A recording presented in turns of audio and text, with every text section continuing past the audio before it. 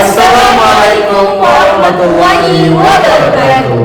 Les regis superflua pugnatia incongrua, hukum menolak hal yang bertentangan dan tidak layak. Dewan Juri yang terhormat, serta para pemerhati hukum yang budiman, perkenalkan, kami dari tim Arguments dengan saya Ritu Aurelia sebagai pembicara pertama. Di sebelah saya Nurpadlah Panjaitan sebagai pembicara kedua dan Muhammad Rifki Rezak sebagai pembicara ketiga. Terkait mosi penghapusan hukuman mati dalam perspektif hukum internasional, kami secara tegas, lugas dan mantap menyatakan bahwa kami pro pada status quo perdebatan kali ini, yang mana argumentasi akan kami sampaikan dalam perspektif filosofis, yuridis, sosiologis, teoritis, dan data-data aktual yang akan kami paparkan serta solusi konkret yang akan kami berikan. Dewan Juri yang terhormat, lahirnya mosi perdebatan kita kali ini tidak terlepas dari sejarah sejak tahun 1971. Penghapusan hukuman mati menjadi fokus Majelis Umum PBB dengan memberikan grasi dan amnesti bagi narapidana. Penghapusan hukuman mati dalam perspektif hukum internasional didasari oleh sejumlah prinsip hak asasi manusia yang fundamental. Salah satu alasan utamanya adalah bahwa hukuman mati melanggar hak untuk hidup. Secara definitif, hukuman mati adalah bentuk hukuman pidana di mana seseorang yang dinyatakan bersalah atas kejahatan serius dijatuhi hukuman eksekusi atau pengakhiran hidup oleh negara. Metode eksekusi bervariasi dari satu negara ke negara lain, termasuk suntikan mematikan, kursi listrik, gantung, atau ditembak. Jika dilihat dari perspektif filosofis, penghapusan hukuman mati berakar pada prinsip hak asasi manusia, khususnya hak untuk hidup yang dianggap melekat pada setiap individu. Dalam perspektif hukum internasional, penghapusan hukuman mati merupakan langkah penting menuju penghormatan yang lebih luas terhadap hak asasi manusia, sebagaimana diakui oleh berbagai instrumen hukum internasional.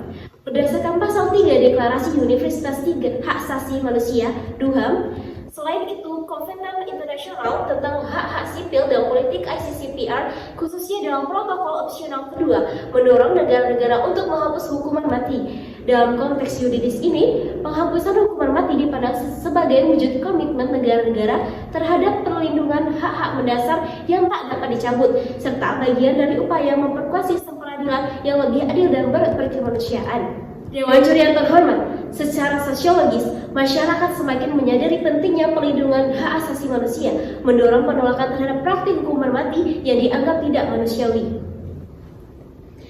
Nihil lex esse confidetur quae justa non fuere. Sesuatu yang tidak adil, maka ia bukan hukum. Dewan Juri yang terhormat, secara filosofis, hukuman mati bertentangan dengan prinsip fundamental hak asasi manusia, khususnya hak untuk hidup. Hak ini dijamin oleh Universal Declaration of Human Rights pasal 3 yang menyatakan bahwa setiap orang berhak atas kehidupan, kebebasan, dan keselamatan dirinya. Kehidupan adalah hak yang paling mendasar dan hukuman mati secara langsung merampas hak tersebut. Dari sudut pandang etika, hukuman mati mengabaikan potensi reformasi moral dan rehabilitasi individu serta melanggar prinsip non-violence dan martabat manusia yang harus dihormati oleh negara. Dari perspektif yuridis, banyak perjanjian internasional yang mendorong penghapusan hukuman mati. Second Optional Protocol to the International Covenant on Civil and Political Rights yang disahkan oleh PBB pada tahun 1989 bertujuan untuk menghapuskan hukuman mati secara global. Konvensi ini menekankan bahwa hukuman mati adalah bentuk hukuman yang tidak manusiawi dan negara-negara didorong untuk menghapusnya dalam sistem hukum mereka. Selain itu, Mahkamah Eropa untuk Hak Asasi Manusia telah secara konsisten memutuskan bahwa hukuman mati melanggar Konvensi Eropa tentang hak asasi manusia, terutama dalam konteks pasal 2 yang melindungi hak untuk hidup. Dewan Juri yang terhormat, dalam teori penegakan hukum, hukuman mati seringkali dianggap sebagai bentuk hukuman retributif, di mana hukuman setimpal diberikan untuk membalas tindakan pelaku. Namun, teori restoratif justice yang semakin populer dalam wacana hukum internasional justru menekankan pada rehabilitasi dan rekonsiliasi, bukan pembalasan. Hukuman mati mengabaikan kesempatan untuk reformasi moral pelaku dan merampas kesempatan bagi korban dan pelaku untuk memperbaiki hubungan sosial yang rusak. Selanjutnya, dari perspektif sosiologis, kita harus mempertimbangkan dampak hukuman mati terhadap masyarakat. Penelitian menunjukkan bahwa hukuman mati tidak mengurangi angka kejahatan secara signifikan. Contoh kasus yang relevan adalah moratorium hukuman mati di negara-negara seperti Kanada dan Inggris, di mana mereka mencatat penurunan tingkat kejahatan yang konsisten setelah menghapuskan hukuman mati. Di sisi lain, hukuman mati seringkali menciptakan stigma dan ketakutan dalam masyarakat yang dapat memperburuk ketidakadilan sosial dan diskriminasi. Misalnya, data menunjukkan bahwa kelompok minoritas dan mereka yang kurang mampu secara ekonomi seringkali lebih mungkin dijatuhi hukuman mati, mencerminkan bias sistematik dalam proses hukum. Penelitian para ahli menunjukkan bahwa sistem peradilan yang menerapkan hukuman mati seringkali tidak akurat dan rentan terhadap kesalahan. Pria bernama Hu Zhi yang dituduh sebagai pembunuh seorang perempuan di Cina kemudian dieksekusi mati pada tahun 1996. Lalu 18 tahun kemudian ia terbukti tak bersalah. Data aktual dari data Amnesty International menunjukkan tren global yang jelas menuju penghapusan hukuman mati. Pada tahun 2023, lebih dari 2/3 negara di dunia telah menghapus hukuman mati, baik secara hukum maupun praktik. Negara-negara seperti Angola, Mongolia, dan Guinea telah mengambil langkah signifikan dalam beberapa tahun terakhir untuk menghapus hukuman ini. Laporan juga menunjukkan bahwa hukuman mati seringkali menimbulkan resiko besar terhadap eksekusi yang salah. Menurut The Innocence Project di Amerika Serikat, lebih dari 190 orang telah terbukti tidak bersalah setelah sebelumnya dijatuhi hukuman mati. Kesalahan yang tak dapat diperbaiki ini menunjukkan ketidakpastian sistem peradilan yang tidak seharusnya memutuskan hidup mati seseorang. Fiat Justitia Ruat Celum, keadilan harus ditegakkan meskipun langit akan runtuh. Dewan juri yang terhormat dan bijaksana, telah kita ketahui bahwasanya penerapan hukuman mati bukanlah solusi efektif untuk menanggulangi kejahatan. Berdasarkan laporan Amnesty International, tercatat sekitar 1.153 eksekusi mati di seluruh dunia pada tahun 2023. Hal ini meningkat 31% dibandingkan tahun sebelumnya. Data ini menunjukkan bahwasanya meskipun hukuman mati diterapkan, tingkat kejahatan tetap tinggi dan bahkan cenderung lebih meningkat. Hal ini menunjukkan bahwa kehadiran hukuman mati tidak mengubah perilaku kriminal, melainkan hanya menjadi sebuah simbol dari ketidakadilan dalam sistem peradilan. Lebih jauh lagi, Dewan Juri yang terhormat, International Covenant on Civil and Political Rights atau ICCPR, menekankan bahwa setiap individu memiliki hak untuk hidup.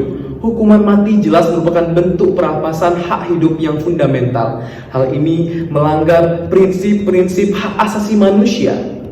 Penelitian menunjukkan bahwa sistem peradilan yang menerapkan hukuman mati seringkali tidak akurat dan rentan terhadap kesalahan. Setiap tahun, orang-orang yang tidak bersalah dijatuhi hukuman mati, dan ketika hukuman itu dilaksanakan, tidak ada jalan kembali.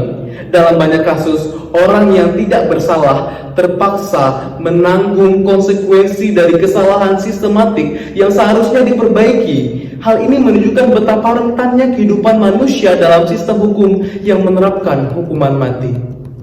Dari perspektif kriminologi dan juga kemanusiaan, hukuman mati mempresentasikan puncak kekerasan pembalasan. Penelitian oleh organisasi hak asasi manusia menunjukkan bahwa penerapan hukuman mati tidak memiliki efek pencegahan yang signifikan terhadap kejahatan.